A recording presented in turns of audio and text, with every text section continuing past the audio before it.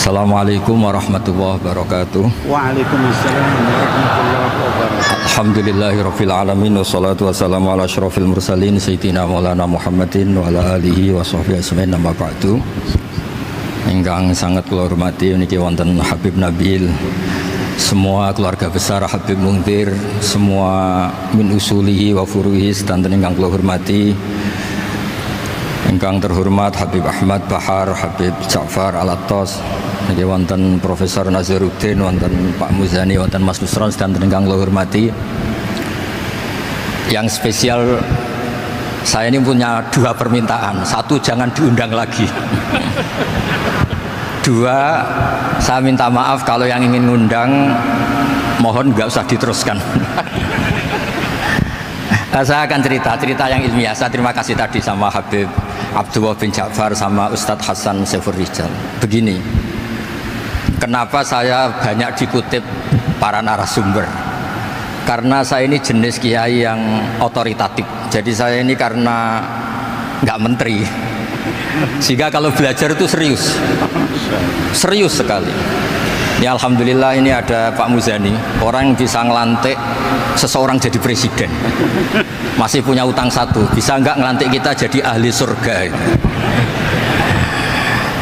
Begini kalau cerita ilmiah, nanti saya baca hadisnya. Ada kelebihan kita jadi manusia itu justru karena ketidaktahuan kita. Kita tentu hingga detik ini tidak melihat surga langsung, tidak melihat neraka langsung, apalagi melihat Allah Subhanahu wa Ta'ala. Tapi selalu ada teori, dan ini dibenarkan oleh semua ulama karena ini nas itu mansus. Gini ku diantara kelebihan Rasulullah SAW adalah diutus kafatal linnas untuk semua orang. Sehingga ada orang ditanya, dengan apa kamu tahu kalau Tuhan itu satu? Orang ini dengan enteng menjawab, innal isnaini, angka 2, 3, 4 dan seterusnya. Nisbatu dzalika ilal wahid nisbatul far'i ilal asli. Jadi segampang itu nerangkan ayat qul huwallahu ahad, Allah itu satu. Karena angka itu 2, 3 sampai 1 miliar 1 triliun.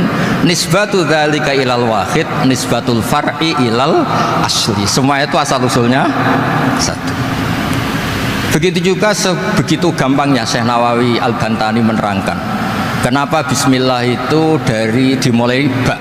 Huruf hijaiyah kan alif, tapi kalau bismillah dimulai dari satu ba. Ba itu ada titik satu. Anda gambar kambing, gambar apa saja, gambar Anda entah baik entah jelek, itu tetap dimulai satu titik. Nah satu titik ini disebut nuqtatil wujud, asal usul wujud. Sebab itu kitab I'anatul Thalibin, tadi Habib Nabil cerita sanad-sanadnya Mbah Mun. Sebetulnya kalau boleh angkuh, yang berhak cerita itu saya, karena kitabnya milik saya. Tapi beliau tak kasih terus cerita, ya alhamdulillah. Ada penyambungnya gitu. Nanti tak kasih lagi beliau. Ya memang yang paling berat beliau karena turunannya itu. Tapi kitabnya dari saya, jadi ya satu-satu. Kitab I'anatul Thalibin itu dikarang oleh ulama top, namanya Sayyid Abi Bakar Sato. Beliau punya murid yang sangat terkenal di Indonesia, namanya Syekh Mahfud At-Turmusi.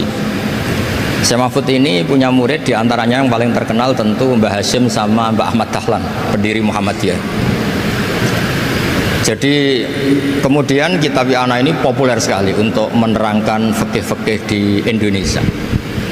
Termasuk cerita bahwa wujubul jihad itu wujubul wasail lal maqasid. Jadi jihad itu wajib, itu wujubul wasail lal maqasid. Sama cari di sarahin.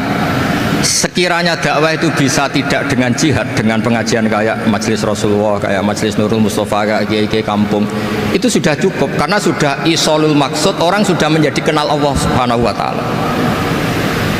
Sebab itu ketika Sayyidina Ali diutus di beberapa peristiwa termasuk di Khaybar, Sayyidina Ali didhawuhi la ayyahdiyawu bika rajulan wahidan khairan laka min humrin na'am.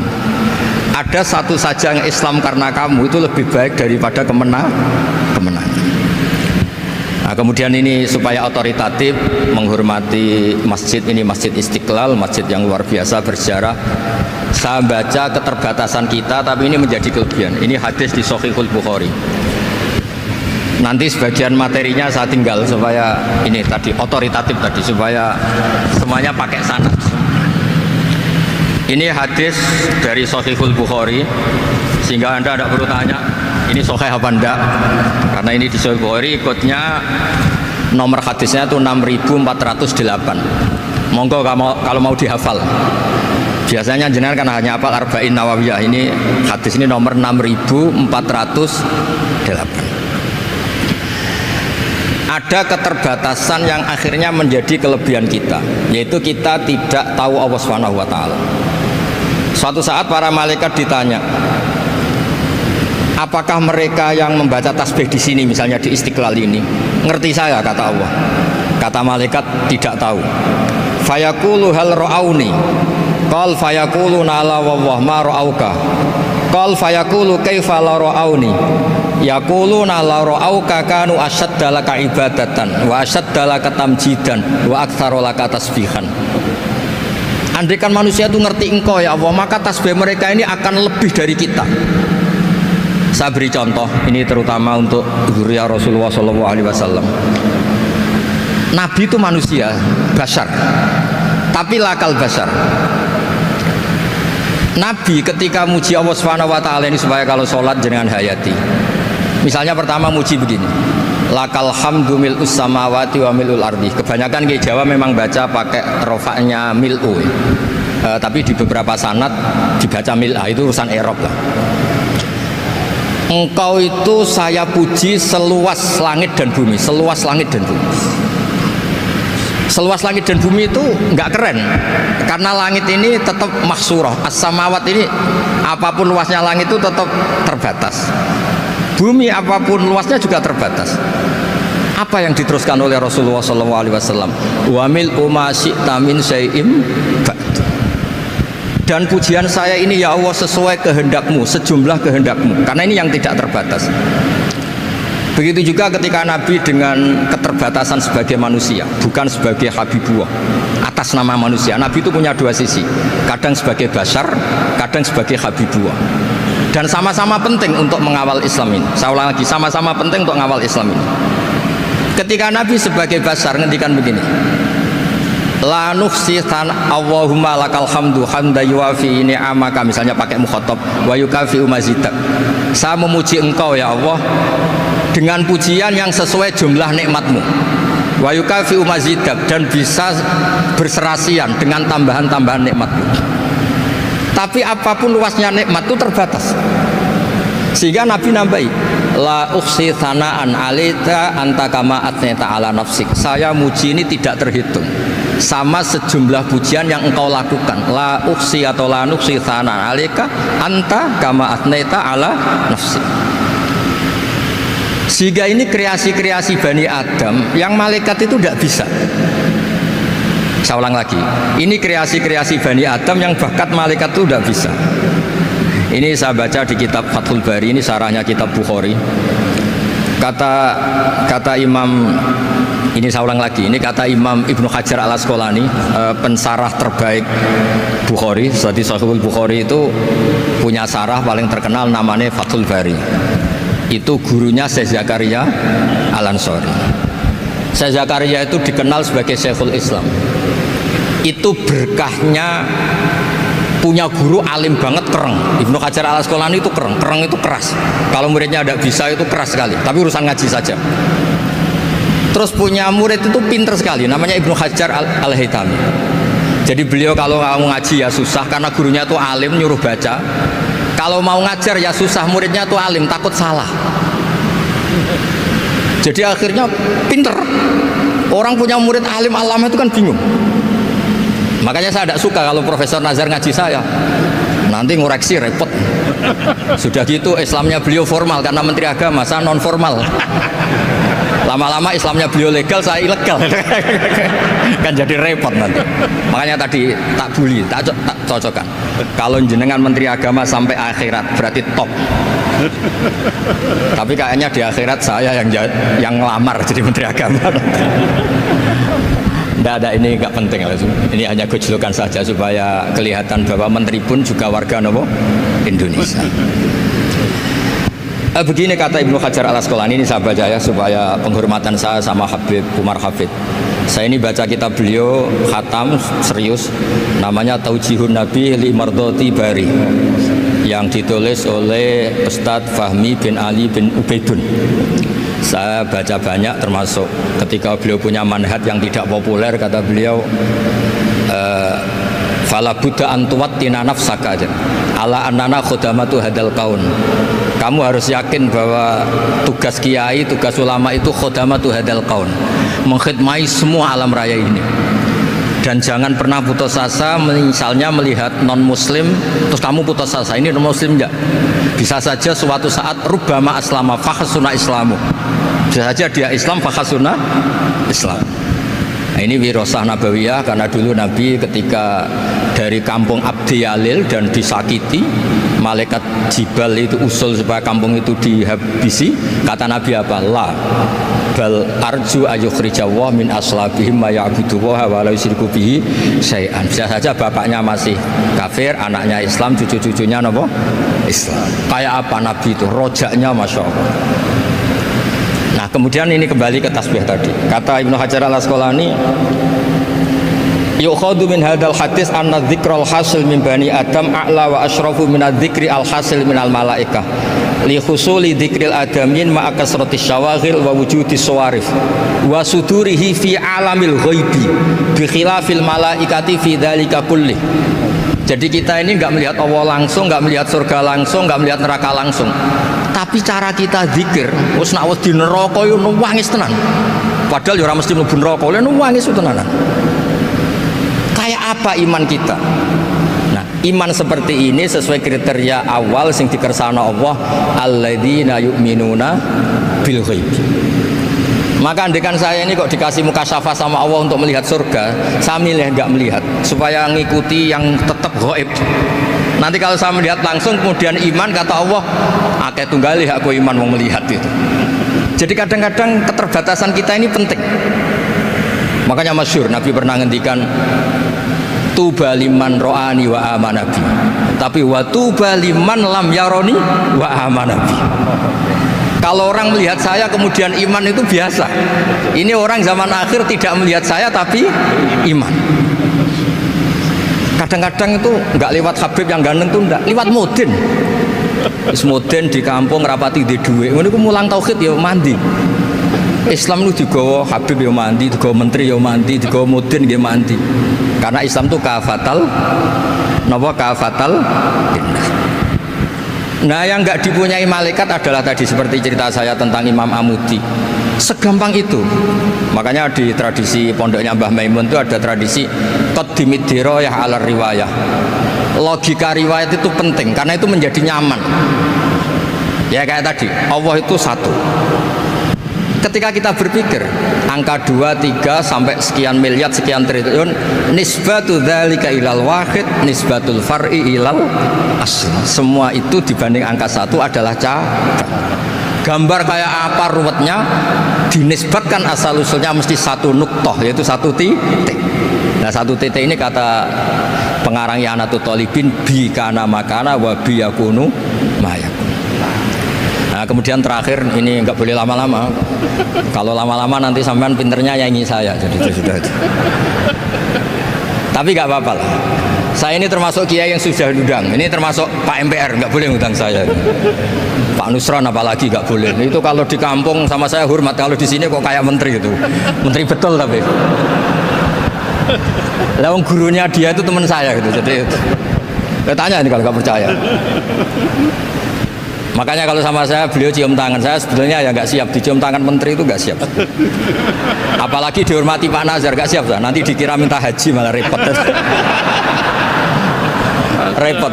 Saya ini tadi bisi-bisi itu urusan ilmu tasawuf, ya ada urusannya dengan haji. Nah, cocokan. Kenapa beliau suka ilmu tasawuf? Saya kan sering lihat beliau ceramah di TV. Katanya obat Gus obat. Orang kalau belajar tasawuf kan kepenak itu. Kayak wis ahli swarga kan kepenak di tasawuf itu kan memang. Sekarang saya cerita tentang ini karena bidang yang saya tekuni. Ada kitab tentang Ulumul Quran, namanya Al-Mufradat fi Gharibil Quran, dikarang oleh Ar-Raghib Al-Asfihani. Ini kitab luar biasa. Di situ hanya cerita lafat-lafat per kata. Saya tadi sebelum kesini ngajar dulu di pondoknya Beki, Baitul Qurannya Pak Kures, karena memang saya termasuk pengajar di sana. Artinya kalau saya sering ke situ, jangan iri, memang saya termasuk pengajar di sana. Termasuk pengajar yang keren maksudnya. Keren itu artinya pakai referensi, bukan asal. Begini kata kitab itu. Rasulullah SAW itu kan punya nama Muhammad, orang yang banyak sikapnya atau semua sikapnya terpuji. Termasuk ketika sebagai manusia, sama lagi termasuk ketika sebagai apa? Manusia. Sebagai manusia aja Nabi gak pernah salah. Begini kata kitab itu. Nabi-nabi yang keren-keren itu, sama lihat di Ahaditsus Syafa'ah, itu masih egois. Ketika ada haulul mauqif, ada prahara mauqif, itu semua nabi bilang nafsi, nafsi, nafsi, nafsi. Ketika dimintai syafaat bilang nafsi, nafsi. Tapi Rasulullah SAW itu beliau ngendikan ummati, ummati. Dan beliau ketika dimintai syafaat, kata beliau, sudah, analah, saya bisa memberi syafaat. Kata beliau, fa'akhirru lillahi ta'ala sajidan fayaqulu li ya Muhammad irfa' ra'sak wasal tu'tah wasfa'tu syaffa'. Kayak apa hebatnya Rasulullah SAW? Umumnya para nabi melihat akhirat itu sudah akhir dari semua amal. Itu menurut Nabi Muhammad gak keren. Allah itu gak bisa didikte akhirat. Allah itu Tuhan, tetap yaf'alu ma yasha. Jadi gak bisa misalnya sudah akhirat orang nyuwun sewu terus tanya, ya Rasulullah ini sudah akhirat kok jenengan sujud bareng ini gimana? Ini sudah nggak darul amal tapi ini darul jaza. Tidak bisa. Akhirat nggak bisa dibatasi. Karena akhirat nggak bisa membatasi Allah, Nabi tetap dengan rileksnya minta sama Allah. Fa ahmaduhu bima hamida 'allamani ya rabbi. Kemudian saat itu saya muji-muji Allah dengan pujian yang luar biasa. Terus kata kitab itu, fa Muhammadun ahmadu min ghairihi. Makanya beliau punya nama Ahmad. Ahmad itu afal tafdil, bukan fi'il mudhari' waqi' mutakallim. Ini pernah madrasah dulu di Kutsian. Tamat. Terus. Beliau kalau di rumah hormatnya tidak kayak tadi, lebih dari itu. Tadi di sini pejabat terus. Sembrono ya di sini itu. Ya tapi nggak apa-apa itu. Tadi sudah dipuji, akhlaknya baik, apa-apa baik, alhamdulillah. Fa Muhammadun ahmadu min ghairihi. Ketika para nabi gak bisa muji Allah di mahsyar, bahkan mereka itu nyuwun sewu egois, hanya mikir diri sendiri, nafsi-nafsi. Rasulullah Muhammad ini punya nyali untuk muji Allah dan tetap mengajukan permohonan apa? Syafaat. Makanya disebut fa Muhammadun ahmadu min ghairi. Sampeyan lihat di Bukhari, di Muslim. Fa ahmadu fi mahamida 'allamani rabbi. Tetap muji-muji Allah. Bukti bahwa teori saya benar dan otoritatif adalah yang nggak bisa hilang di surga itu juga wiridan. Ketika kita masuk surga, apa kita kegiatannya? Da'wahum fiha subhanakallahumma wa tahiyyatuhum fiha salam wa akhiru da'wahum alhamdulillahi rabbil alamin. Nah, kemudian ini juga yang terus kemudian dinyatakan al-baqiyatus sholihat. Ini kalimat-kalimat yang abadi. Karena apa? Di dunia ya kita bilang subhanallah alhamdulillah, di akhirat dia bilang subhanallah. Kayak apa kerennya kita sebagai Bani Adam? Nah, makanya disebut alladzina yu'minuna bil ghaibi. Wong tidak melihat Allah, tidak melihat surga, tidak melihat neraka, tapi iman kita ini kayak iman sing musyahadah. Iman sing hakul yakin, ainul yakin. Kenapa demikian? Ya karena tadi kita diajari terus menerus oleh Rasulullah SAW. Yang terakhir saya cerita mukjizat. Ini juga terkait dengan betapa mudahnya hadat din ini di logika, dicerna. Kata Rasulullah SAW, sabda Nabi di hadis, salang lagi ini hadis sahih di bab awal Fadailul Quran di Sahihul Bukhari. Dicek kalau gak percaya dicek. Ma minal anbiya'i nabiyyun illa u'tiya minal ayati ma misluhu amana alaihil bashar. Wa innama kana alladzi utitu wahyan auhahu wa ilayya fa arju an akuna aktsarahum tabi'an yaumal qiyamah. Enggak ada nabi kemudian kecuali dikasih wahyu, dikasih mukjizat. Dan mukjizat ini dahsyat sehingga orang itu dipaksa iman. Kayak Nabi Soleh, ada unta besar keluar dari batu. Nabi Musa punya tongkat dipukulkan ke Laut Merah langsung menyibak jadi daratan. Tapi kata Nabi Muhammad SAW, saya itu tidak punya mujizat kayak itu, juga gak ingin. Saya ini dikasih mujizat Al-Quran, dan saya berharap karena mujizat Quran ini adalah terus kemudian umatku menjadi yang terbanyak ila yaumil ya. Sekarang kita berlogika, ini kata kitab Fathul Bari lagi, kita berlogika, ajaza yu'jizu ijazan, sesuatu yang menjadikan orang lain gak mampu disebut ijaz. Kemudian karena ayat menjadi mukjizat, sesuatu yang kita sepakat tidak mampu. Nah kalau itu masalahnya, tongkat dipukulkan laut kemudian menjadi kering, kita mampu enggak? Enggak kan? Tapi pertanyaannya, Anda bikin nyamuk mampu enggak? Enggak kan? Anda bikin sapi, bikin unta mampu enggak? Enggak kan? Makanya Nabi Muhammad SAW cukup, sudahlah kamu itu manusia, bahkan sekedar menciptakan lalat itu tidak bisa.